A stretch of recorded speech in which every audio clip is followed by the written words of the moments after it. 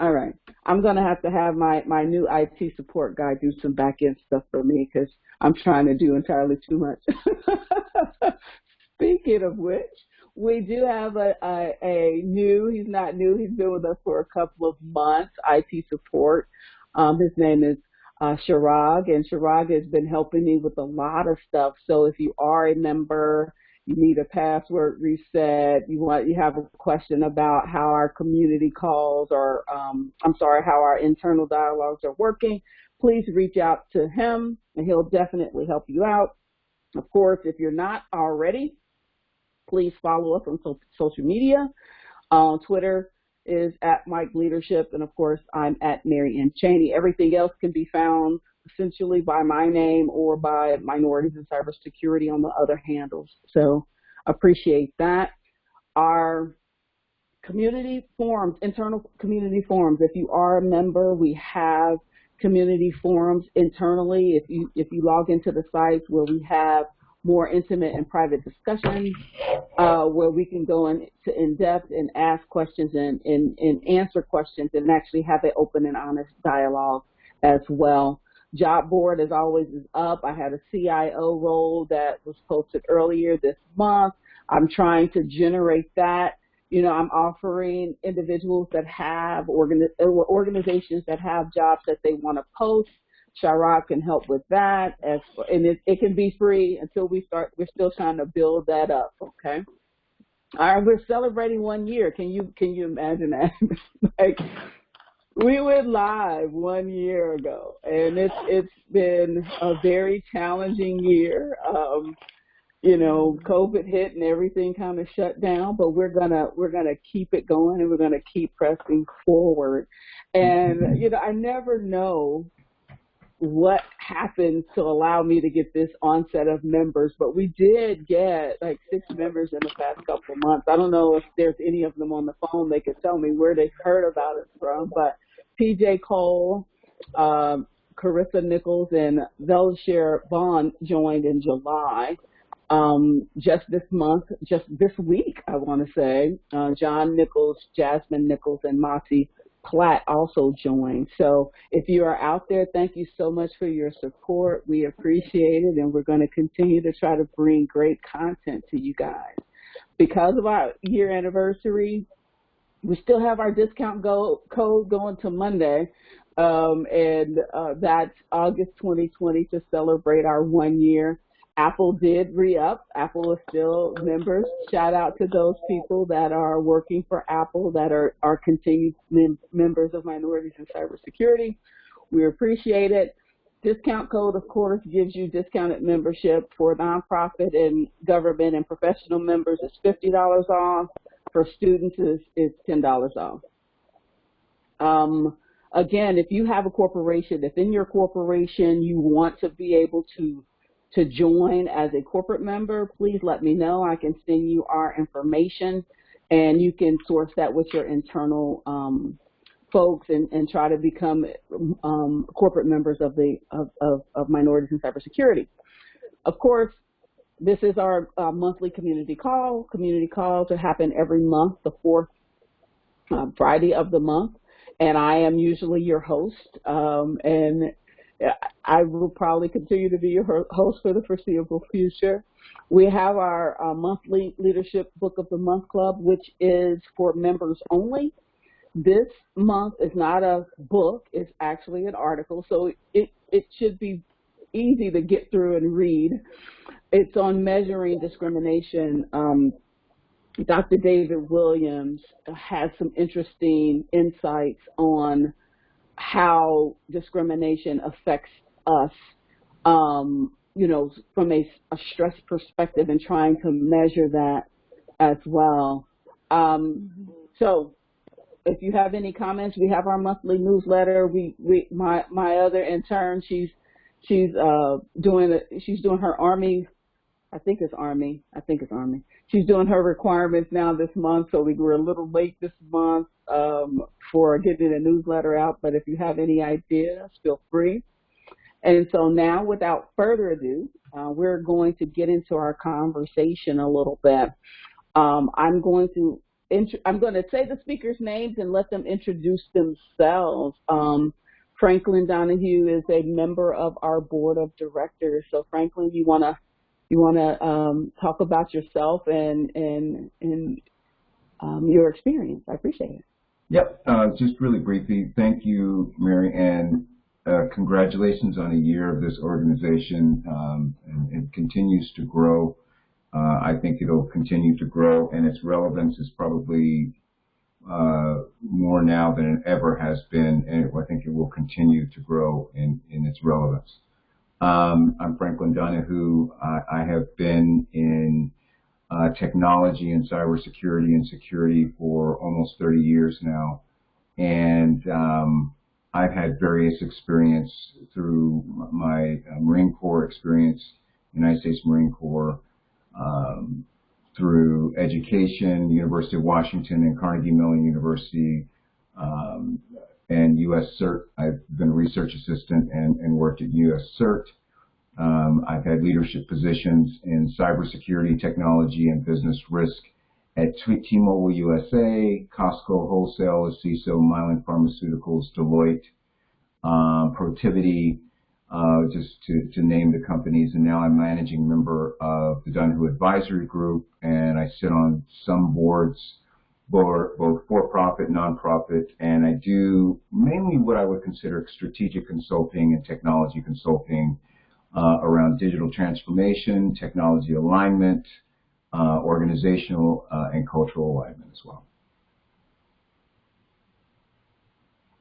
Awesome, Franklin. Thank you so much. Next up is Olive. Olive, go. How about you take an opportunity to introduce yourself to the group? Oh, my goodness. Thank you, Mary, and thank you, Franklin. That's just such rich experience, and I'm so grateful to be invited to join you all today. My name is Olive. I am what you call a private banker, which just basically means I manage money, or as someone puts it, I help people feel comfortable with the way that they use their money. And as everyone can imagine, that is very, very challenging in some ways, very challenging job, especially when we think about, the discrepancy between, the quote unquote, the haves and the have-nots. So I found myself really caught in that conundrum a lot. Mary and I really bonded over an organization that we're both a part of, and that really is supposed to champion women, but we have had our own reckoning with anti-racism, or with racism, in the wake of the murders of George Floyd, Breonna Taylor, and it continues. So that's how Mary and I bonded. I've worked all over the world. I mean, so I've been subject to many microaggressions in many shapes and forms. I think when I was younger, I didn't think about them as microaggressions. I was always told not to look for it.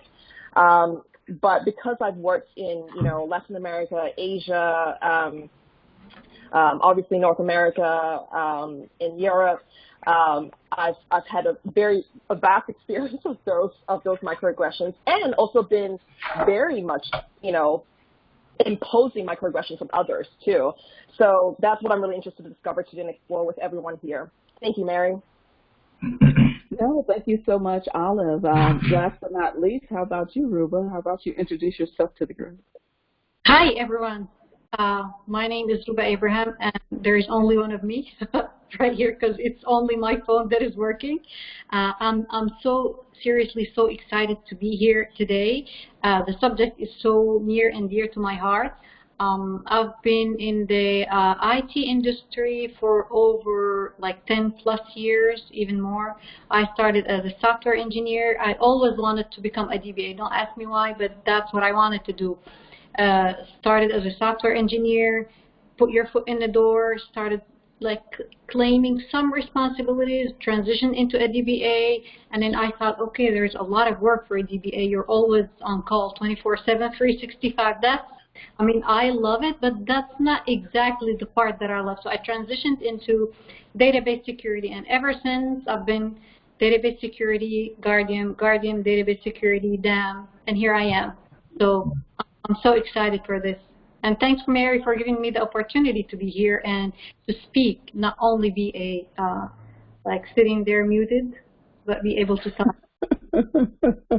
Oh, it's my pleasure. It's my pleasure. So, you know what? We're going to just jump into the questions, and I sent you guys the preloaded questions, and then we'll get into some question and answers with the folks that are on the call a little bit later. But I guess we'll start with you, Ruba, since you ended the conversation. The first question I have is, give me an example in your career where you felt that someone was using a stereotype to categorize your position within an organization. Yeah, I mean, I just like what Olive was saying. I mean, I've experienced microaggression in so many different ways, levels, so many places. I'm minority in IT. I'm Middle Eastern. I work in software engineering, so everybody would look at you as, what are you doing here? So they're implying, this is not the place for you. Kind of like one time at school, there was a Java class, and then a couple of my friends and friends, they're like, it was like advanced Java. This is advanced Java, so what are you doing here? So it started from school, but then you start from school, but you look at yourself, okay, yes, I'm a woman, yes, this is Java, but why are you saying that to me? But then throughout the years, you start thinking at it differently. At that time, I didn't know what to answer. I didn't know what to defend myself. That was one thing. Like workplace, one of my workplace experiences was that I worked at X company, and since I was a female, minority, and everybody in the team, they were big, muscular guys. They play competitive sports, wrestling, and all that stuff, and they would look at you and imply that you don't exactly fit here. They fight you.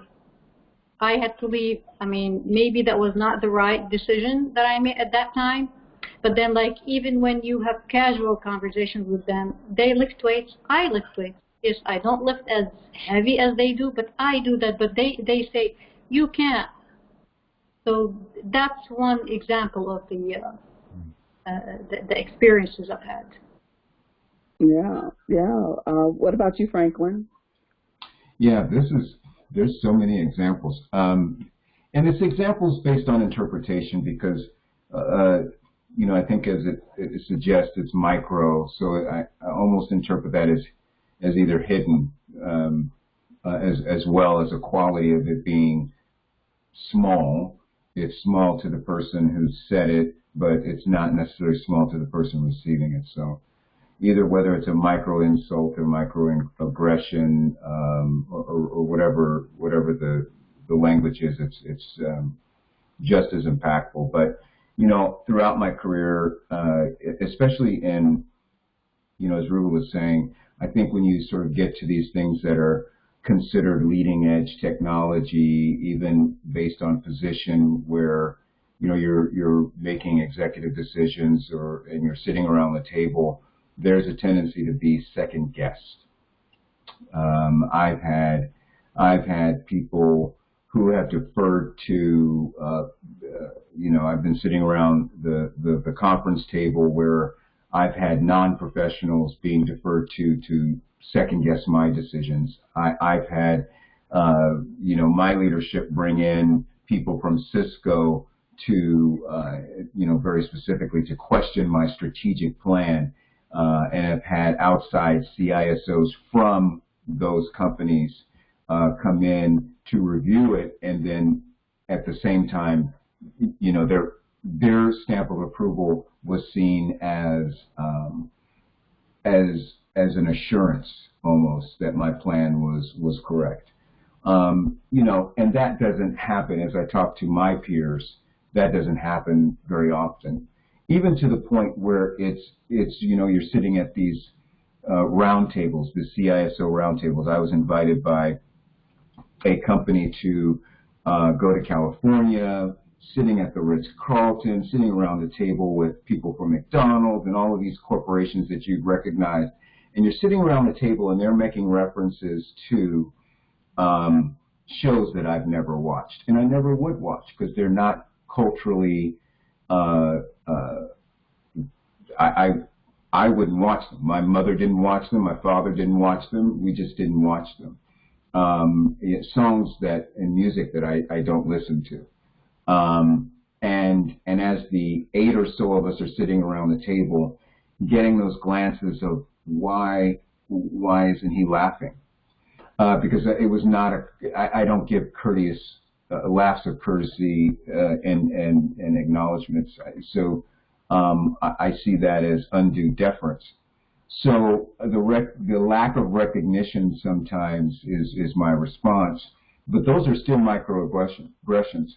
The conversation that excludes a person around the table who may not have cultural reference is not necessary. It may not or may be intentional. I don't know the motivation, but it's still a microaggression, and I think it reaffirms either the position that they believe that we're in, a person believes that we're in, or the position that we actually are in being a quote-unquote outsider. So that's it. But they were happy to talk to me about sports.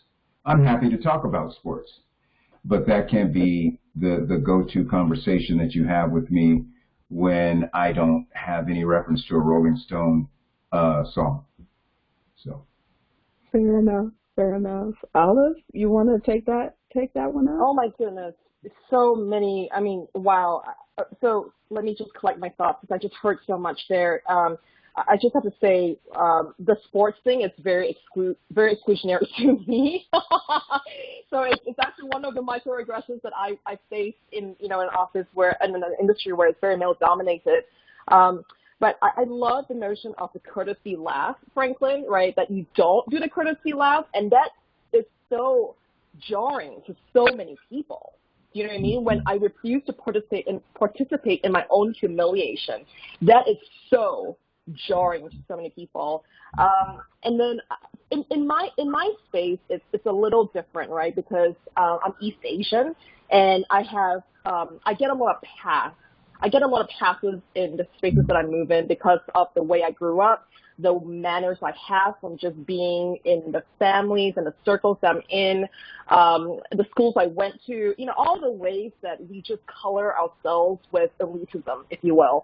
And so even though I've walked in many white spaces and I'm not white, I think there's something about being East Asian, coming from privilege, that makes people who are from the dominant culture feel very at ease with me, right?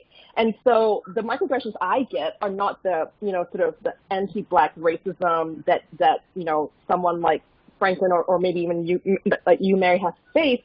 My microaggressions are in compliments, right? And I get compliments because I am adjacent to white, in if you will, in this how we value people based on our race, right? And so the compliments I've gotten over the years have been, literally, and by the way, my business is dealing with clients. I have to work with rich people to bring them into my bank as clients. That is my job.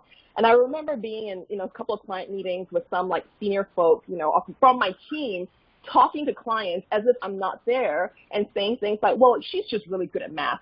Or throwing out the, what is, 2,500 divided by 1.25 and looking at me. And then, if I produce the answer, sort of like patting me on the head and saying, you see, I knew she was smart. Oh my gosh, so 1, I'm Asian, therefore I'm good at math. 3, I'm a woman, and so I'm expected to compute. I mean, it's again a compliment, but it's not a compliment. And then the other one I've gotten over the years too is just this notion of with prospective clients, and predominantly white men, because that is predominantly who controls a lot of economic power in the world. I sometimes get can you say something in Chinese? Which again is supposed to make me feel special, I guess. But just sort of can you say something to me in your mother tongue? And I'm like, well, actually, English is my mother tongue. It's a colonized tongue. I grew up in a British colony, but it's very much, my, if you will, native language for me. Over to you, Mary. Yeah, absolutely. That's a wow for me. I think that this is an open-ended question for any of you to take up. Have you ever experienced microaggressions from your own culture? Who wants to go first? I'm going to let you jump in there. Oh, yeah. I can. I'd love to speak to that, but Ruba, why don't you go ahead, because this is a loaded question for me. But please go ahead, and so I can calm down a little bit on this one. Sure. But next one, I'll go first. So yes, I have. So I'm Middle Eastern, and then even though there is like a lot of women working from the Middle Eastern background, but a lot of people would say, you're like from my culture, why do you want to work in IT? And I had that conversation from family members, like close family members. Before I decided, like my background, it was I had a BA in English, and then I had I got a master's in information systems. But before I was going like trying to find my way, what am I going to go for my master's? So family members would say, Ruba, this is going to be tough. Why would you want to do it? So blank. Why do you want to do that? To them, I know like they care about me, but I know deep down I can do it. The female, the male Middle Eastern, but you cannot do it. That's like very direct. But I put my head to it and I did it. Now I have some bruises, but yes, I did it. Oh my goodness, good for you, Mara. Good for you. And you talk about family, right? That is the hardest to get from, right? I think, Mary, you've had some of those experiences. I mean, I'm just saying that that's the hardest. Thanks, Mara, for sharing. Do you want me to go next, Mary? Or Mara, do you have more to say? No, it's Ruba, but that's fine. Olive, you go ahead. Oh, I'm sorry. I'm sorry, Mom. I'm sorry, Ruba. I'm so sorry. Oh my goodness. Thanks, Mary. You got my back. Sorry, Ruba. That's totally on me. Oh gosh. Talk about microaggressions, not knowing someone's name because they're a woman of color. That happens all the time. Franklin, I'm happy to go next to give you more time. Yeah, go ahead. Go ahead. I'm good. Go ahead. This one took me a while to think about because in some ways, Ruba, my family, I don't think they always get why I'm doing what I'm doing, but on some level, my mom has always been like, you can do whatever you want, So I've always gotten that. And I feel like just one person for me, that's really enough in some ways. But the challenges I've gotten from people from my own culture have come from people who resemble me the most or whom I resemble the most. In some ways, my closest peers, the way I view them is they're my closest peers. We're in it together. We should be talking, collaborating, supporting each other. But when they turn that lens onto me, it's the opposite. They see me as the biggest competitor. And so what I've gotten, and biggest competitor, not just in terms of like my peer group, but even from like hierarchy, like senior wise, someone who has so much more experience. I mean, this is a powerful woman, very powerful banker, I heard about her reputation even before I joined, the bank, and she comes from a very powerful family in Asia. And so I remember one time she said to me, and in front of our whole team, she said, I've always told my sons, like, don't marry women from Singapore, which is where I'm from. Because women from Singapore, and she used a term that was, it's Chinese. She said, because women from Singapore are smart but cunning.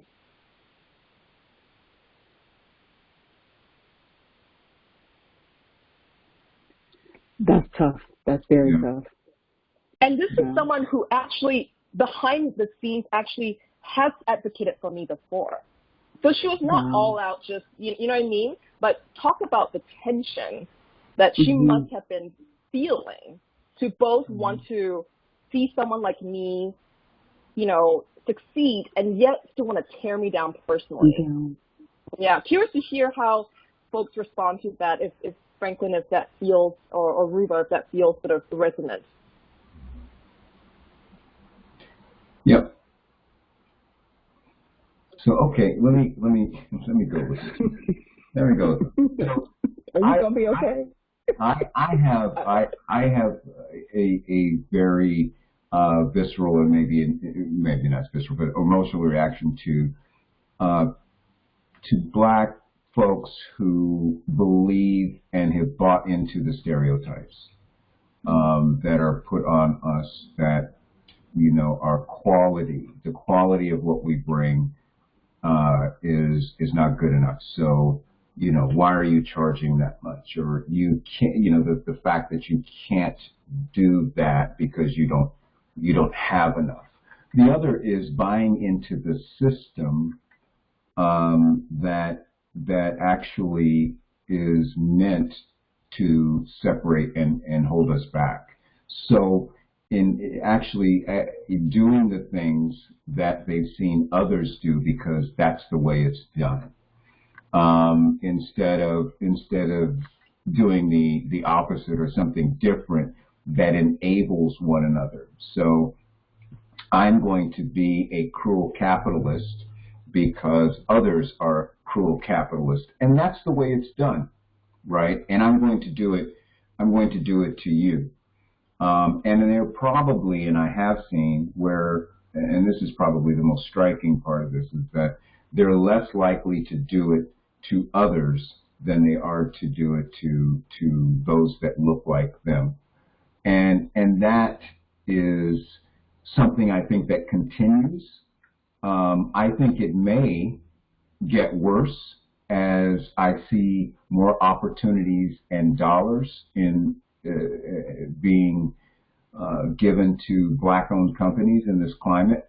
I've had a number of folks approach me and said, Franklin, we want to spend money on a company that needs, money for, it has AI or cybersecurity or has some kind of, they want to invest, right? They want to show that they're contributing to Black-owned companies. Well, that's creating competition between a lot of folks, and I think that that's going to have some unhealthy behaviors unless they have a different mindset and they're not incorporating what I would call the slave master's habits, which is actually something that capitalism, if you've ever read Max Weber's The Spirit of Capitalism, Max Weber said a long time ago that the spirit of capitalism will move from place to place. It doesn't matter what the person looks like. Capitalism will change people. It changes their behavior. And I'm seeing and have seen actually in the past those people that look like me who are in love with the spirit of capitalism and use capitalism as oppressive to others.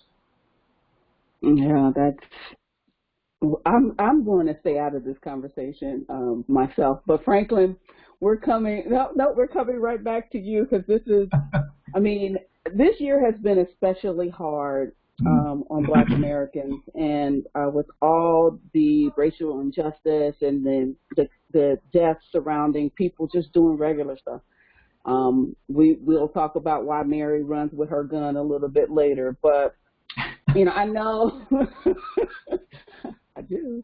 I know, I've been asked personally to answer a lot of questions that I wasn't received, that wasn't coming my way in the past. Education in regards to, how I feel about this or how I feel about that. What I'm intrigued to find out, and it's from a male perspective, because I know there's been a lot of women to come to me to ask me, to educate them, what can they do? And I'm curious from your side, from a male perspective, do you get some of your white counterparts coming to you addressing these issues in the same way, meaning they want your opinion about how they can help or what they can do? And Is there activism there, or is there still this silence?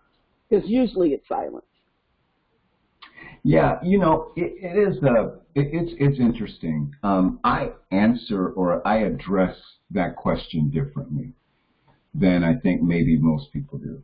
I turn it back to them. I can't be. I refuse to be a black advocate, right? And their permission slip to do.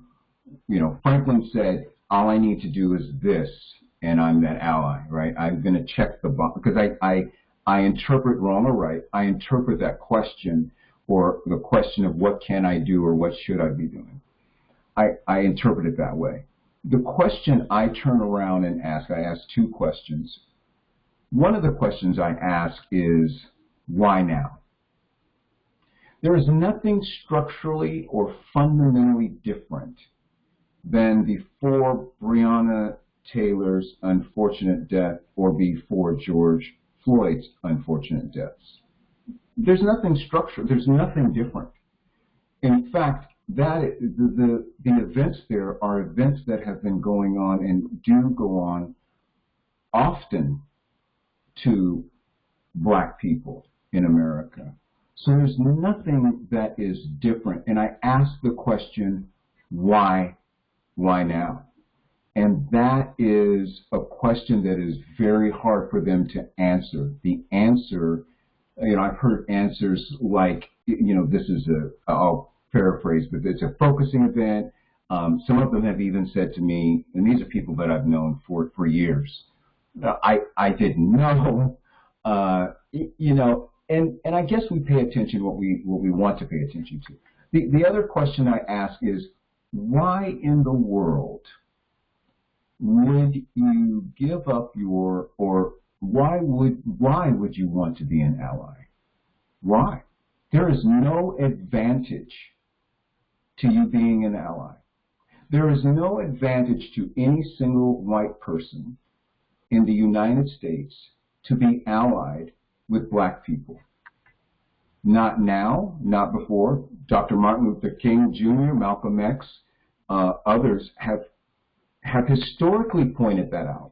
Martin Luther King Jr. his letter in the Birmingham jail. He talks about the white moderate and the effect that the white moderate. And it's still white moderation, and it's still lack of allyship. And it's like, why would you want to? Why?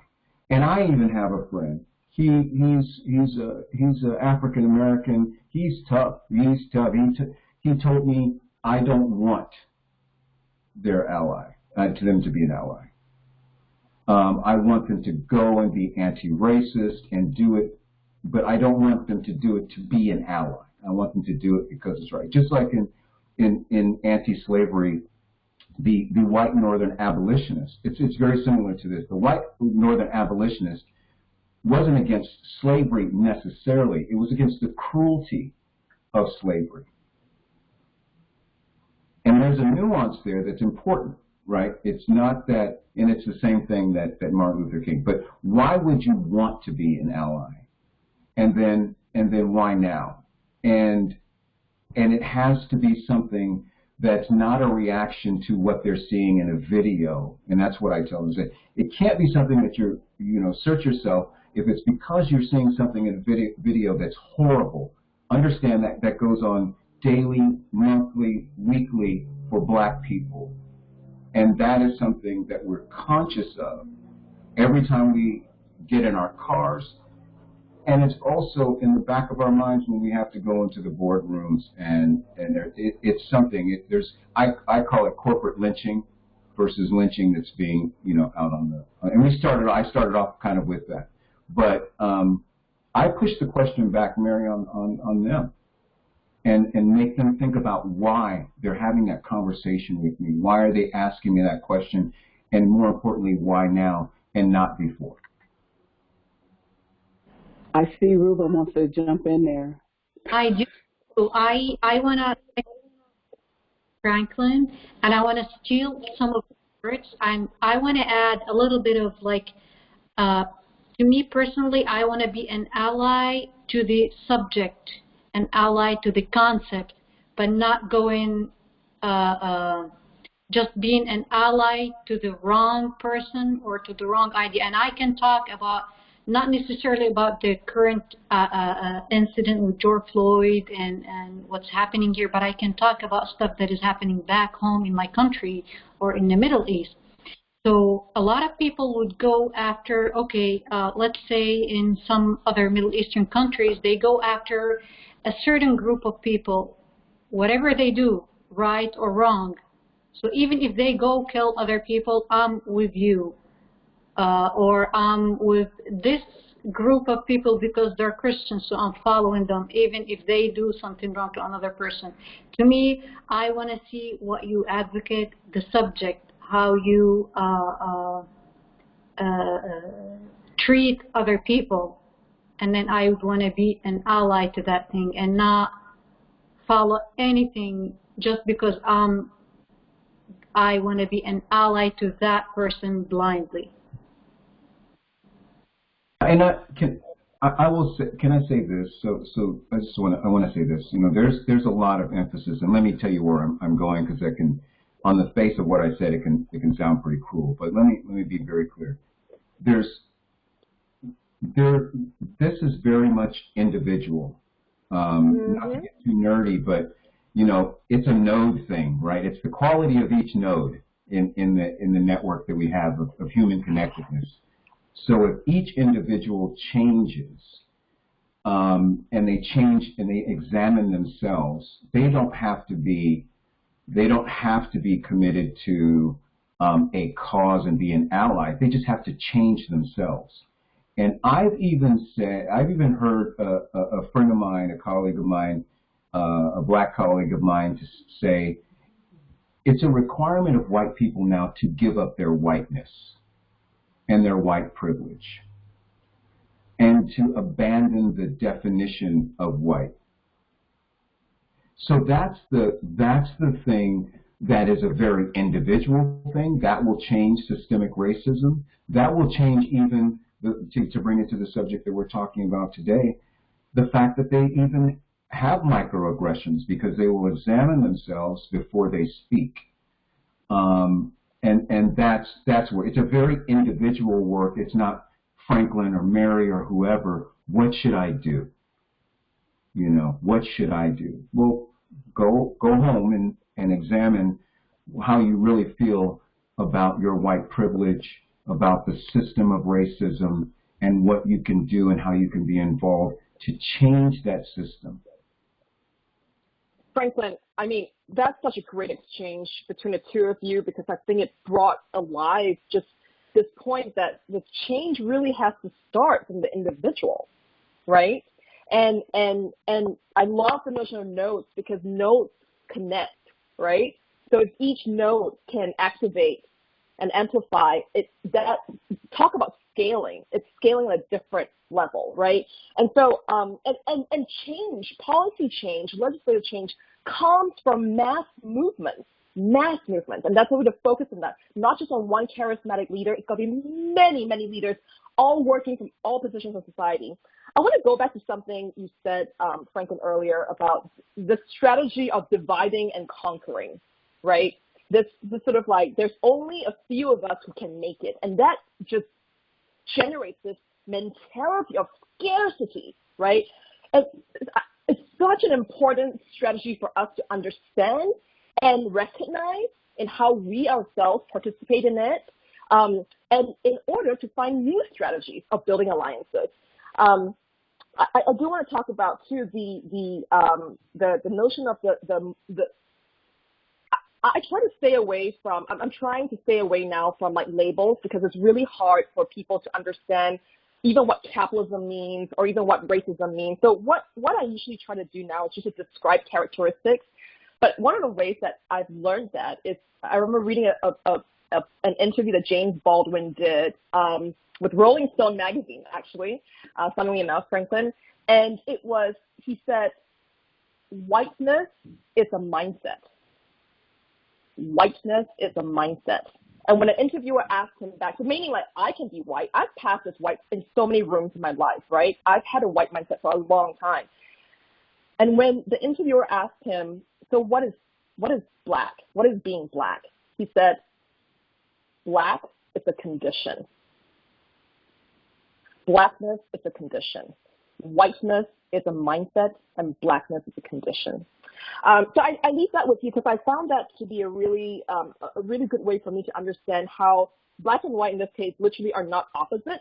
They're actually very different frameworks conceptually of how we internalize it and how we get impacted by it and how we participate in it.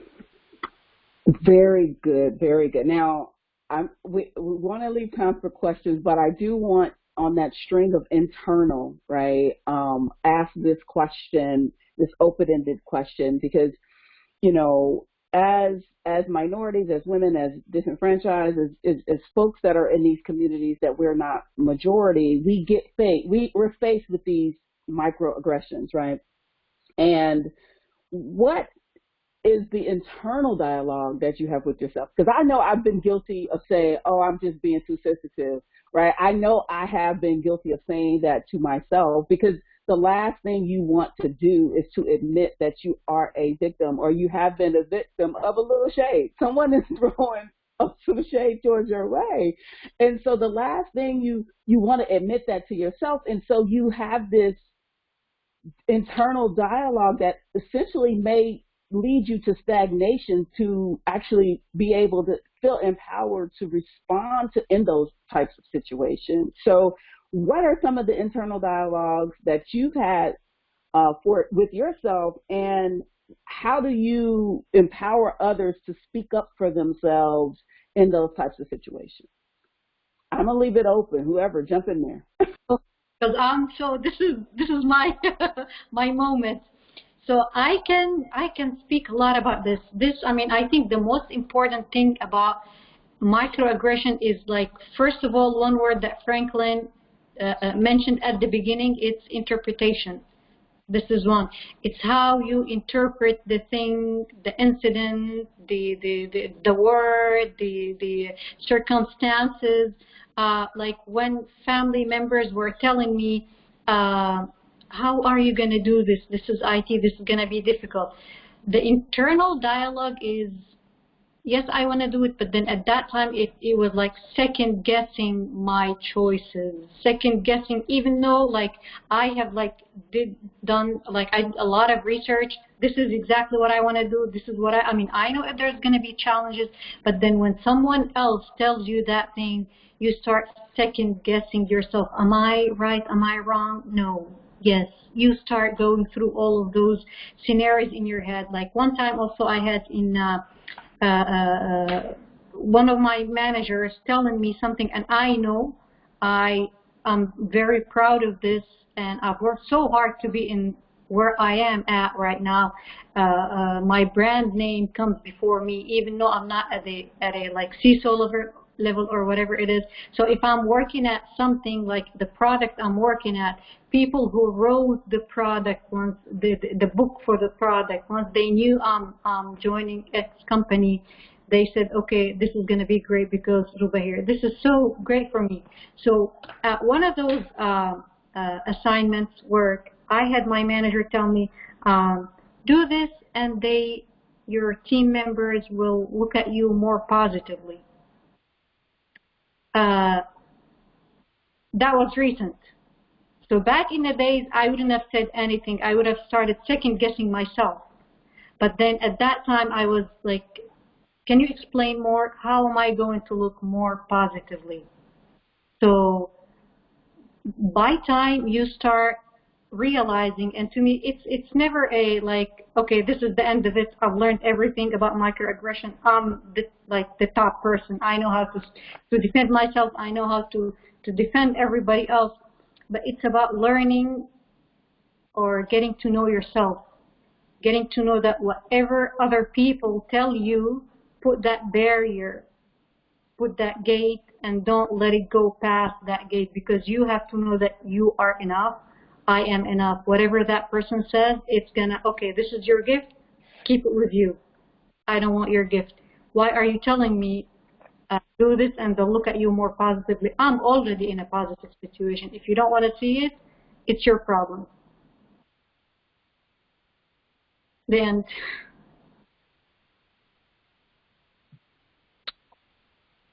So I'm gonna jump in here. I like that. Be yourself, and if you don't like it, then you don't like it. I think we're having more opportunities now more than ever to be our authentic selves. Mm-hmm. And that's always been the issue. You know, I have a colleague that I've known. I will call him a friend.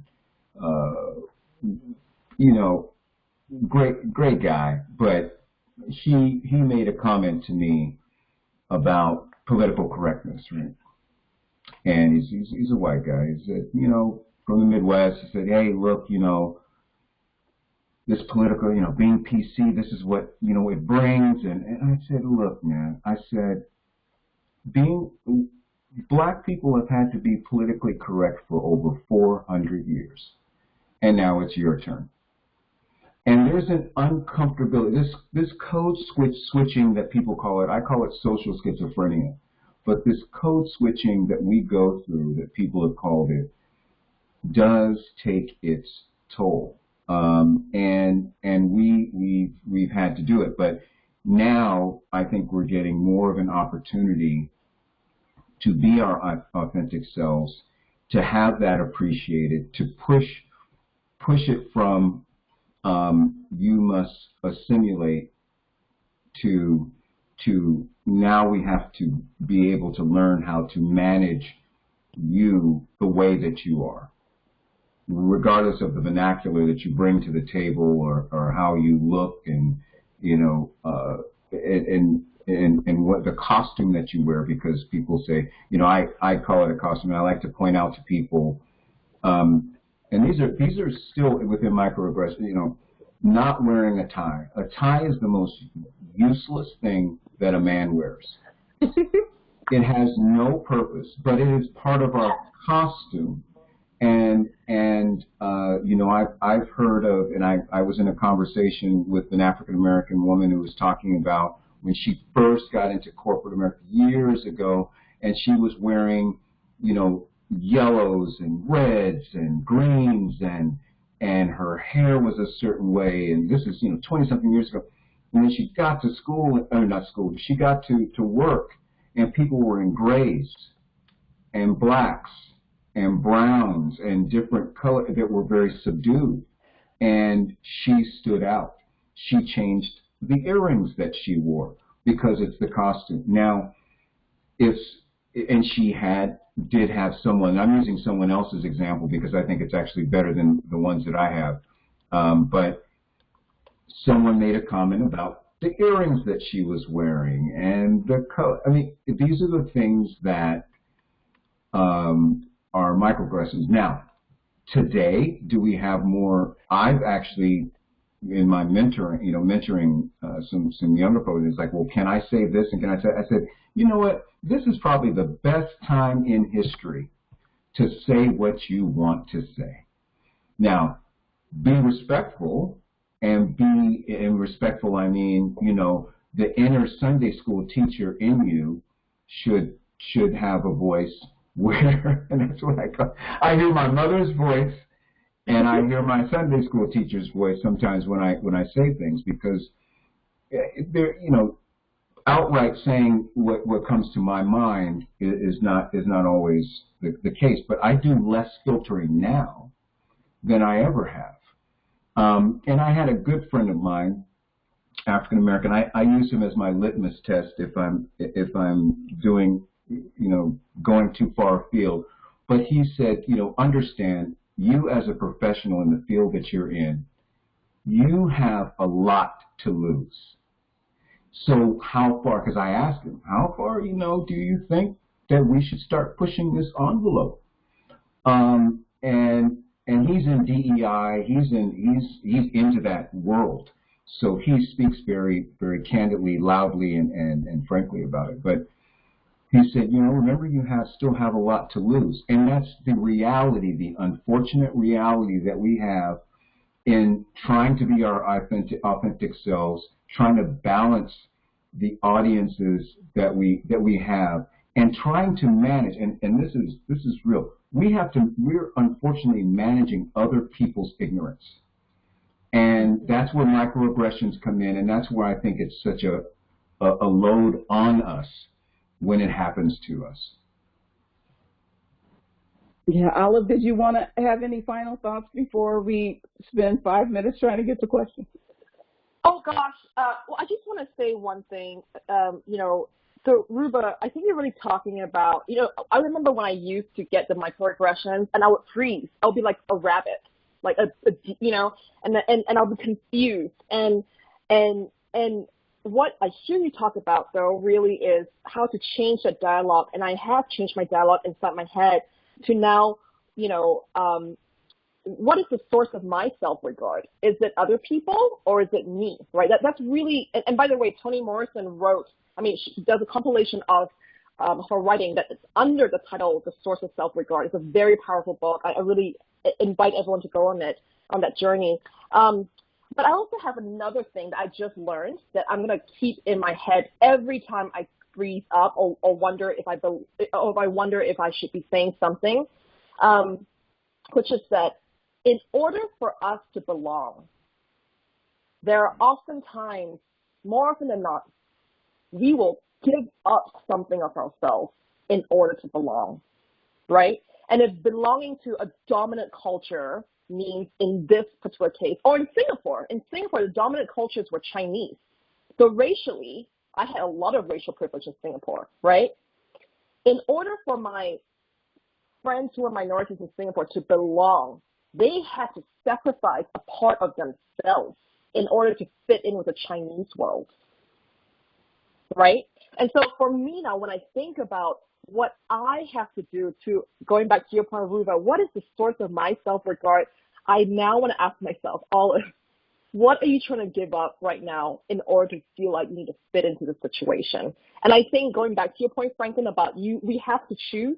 If you're younger, if you're more junior, you have more risk, right? If you're whatever it is, what are the risks we have to calculate? But for me, the source of my self-regard, asking myself the question of what am I trying to give up here so I can fit in, that will guide me toward what action I need to take at any point in time. Thank you.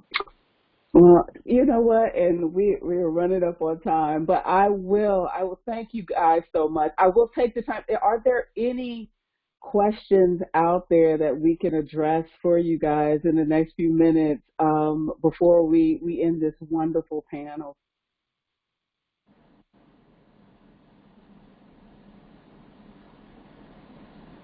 Nope. See, and I stress out about not having time for questions, and then everyone goes radio silent on me. There's no question. Well, I want to take this time to honestly thank you guys so very much for being on our first annual, minorities in cybersecurity call. You guys are an excellent panel. You guys did a wonderful job. Thank you so much. This was such a great discussion. I was sitting back and I didn't have to talk, which is what the goal is. So thank you guys so much. Thank you guys on the phone for joining the call. And if you want to join the organization, please do so. Go out to our website and join Minorities in Cybersecurity so you can have your voice heard. All right. Thank you guys so much. You guys have a great weekend. Thank you.